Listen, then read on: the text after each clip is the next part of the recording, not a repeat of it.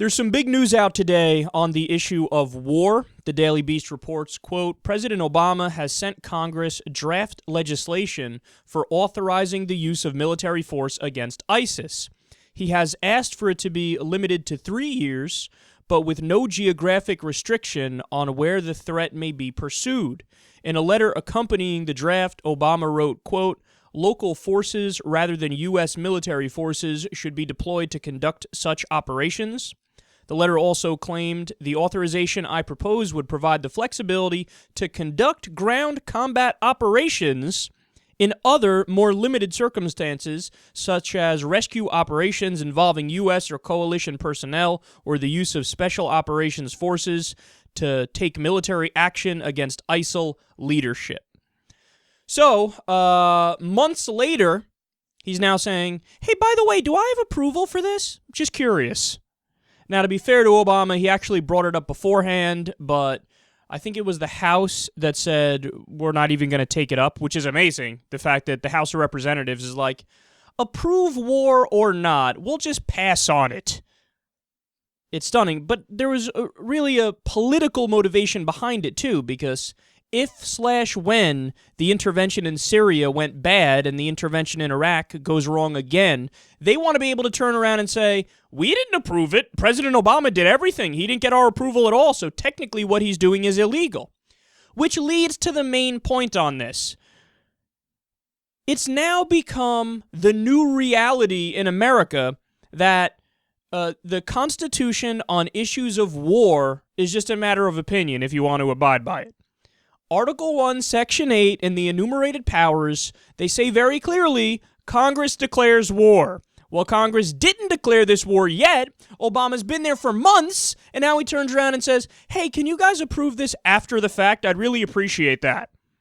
And I love how he tries to make it seem like it's an open-minded and liberal approach to war, which is almost a contradiction in terms, because he's like, okay, look, I only want approval for like 3 years max. Oh, look at you, Mr. Progressive. Only let American men and women die for 3 more years fighting overseas, and only accidentally kill civilians for 3 more years in Syria and Iraq. It's like, that's not liberal, dude. You're not being more open-minded. You're just being slightly less douchey than the neocons. So he says, oh, just 3 years, and yes, approve ground troops, but only approve them for these limited circumstances that I'll lay out right here, but actually give me the approval if I want to send in ground troops. So you know what Obama's doing, right? He's pulling a George W. Bush. This is exactly how we got into Iraq in the first place. The argument was from the Bush administration and the neocons, don't worry, we're not saying that we're going to do a ground invasion. We just want you to pass a bill that says that we're allowed to if we choose to do it. Obama's actually a little bit worse in that respect because we already sent ground troops in there. We're already doing airstrikes.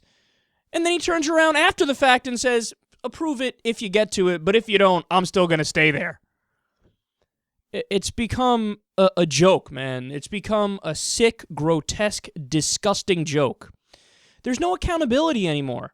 I mean, the founders are rolling over in their graves looking at how we go about the process of war in America today. Post-World War II, America became flat out an imperialist power and started acting in the most grotesque, egregious, over-the-top, crazy ways where we disregard international law and the Nuremberg Tribunal and the Geneva Convention, and we're toppling governments all over the place, and we invade countries and then try to maybe approve it afterwards through Congress, even though that they technically need to approve it first before we go. I mean, through and through, this story, it pisses me off. Every aspect of this story pisses me off. And also, I don't know if you caught it there at the beginning, he's saying, well, we want to first fight through forces that are already there on the ground, through the people who are already there that aren't American.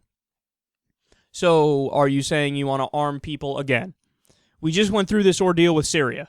How you said, let's arm the moderate rebels, then you realize, there really are no moderates left. They fled to Turkey and they fled to Europe, so let's not fund them, and now are you switching back on that again? Now you want to fund people again in Syria, or are you saying only Iraq now? You want to refund the Iraqi military? When we covered this in great detail. We already did that, and it was an absolute disaster. It was so bad that when 900 ISIS fighters showed up, 30,000 Iraqi troops ran in the other direction. We can give them as much armament, as many weapons, as many tanks as we want, and as many nice pressed uniforms, but when push comes to shove, if they don't want to fight, they're not going to fight. But he's saying, okay, well, let's, let them try to sort it out at the beginning. Okay, well, if you really want to do that, and I agree with letting people in the region take care of it, then pull out America completely. Just get us out of there. I mean, look, Jordan right now is doing airstrikes against ISIS. There are some people in an international coalition who are also doing airstrikes. Let them take care of it. Let people in the region take care of it. You do know that ISIS is more wrapped up right now with fighting the Shiites in the Middle East, right? You do know that that's their main thing, right? That they're Sunni extremists, they're fundamentalists, and they're more concerned with Assad, the Shiite, who's the figurehead in Syria. They're more concerned with Iran, the Shiite government. Okay, this shows you how little our government understands the Middle East. Is that there were statements from conservative Republican politicians where they said, we fear that ISIS is going to team up with Iran, and that's why we shouldn't do a peace deal for nuclear weapons with them. Think about how stupid that is. Iran is the number one enemy of ISIS.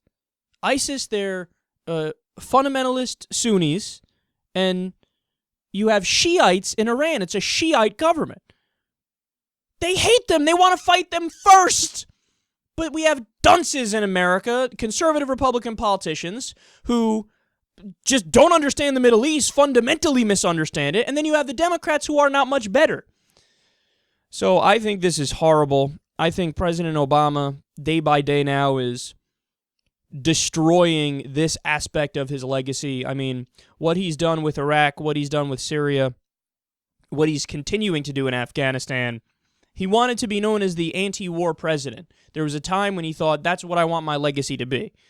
And then he pulled out, and then things went to shit, and he's like, okay, well, I guess we got to go back in. No, you're missing it, man. You're missing it. The second we did the first invasion of Iraq, we knew that whenever we left, it was going to be chaos. But it's also chaos when we're there. So the issue is, we absolutely fucked up. We absolutely shouldn't have went in there in the first place. But now, I mean, you can't put the mess back in the bottle, so what do? Either we continue to stay there and make the problem worse in the Middle East, which is what will happen, or we pull out and the problem remains and the problem is bad, but at least we can say we're not going to continue to contribute to it. But they don't want to take either one of those options. They want to take the third option. Continue to fuck it up, continue to subvert the Constitution, continue to act in this illegal way, and then act like this somehow is making everything better. Well, it's not.